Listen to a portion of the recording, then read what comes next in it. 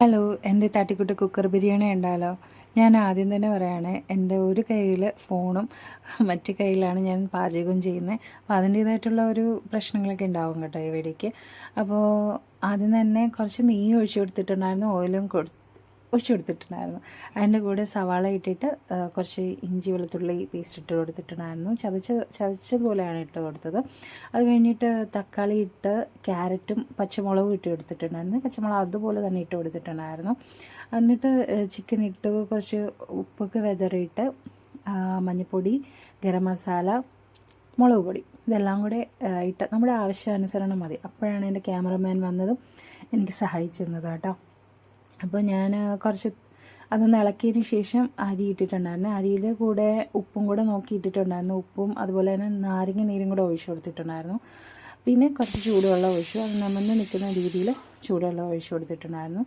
പിന്നെ മല്ലിയില വെച്ചിട്ട് അടച്ചു വെച്ച് ഒരു വിസിലേക്കുമ്പോൾ എടുത്തിട്ടുണ്ടായിരുന്നേ. എടുത്തപ്പോൾ നല്ല മണം വന്നിട്ടുണ്ടായിരുന്നു. അതിലും കുറച്ച് മല്ലിയില തൂക്കിയിട്ട്, എനിക്ക് മല്ലിയില ഭയങ്കര ഇഷ്ടമാണ്, ഞാൻ തൂക്കി കൊടുക്കും കേട്ടോ. അതുപോലെ തന്നെ നെയ്യും തൂക്കി കൊടുത്തിട്ടുണ്ടായിരുന്നു.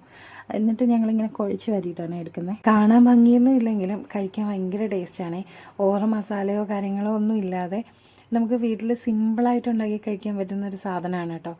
അപ്പോൾ അത്രയേ ഉള്ളൂ കേട്ടോ.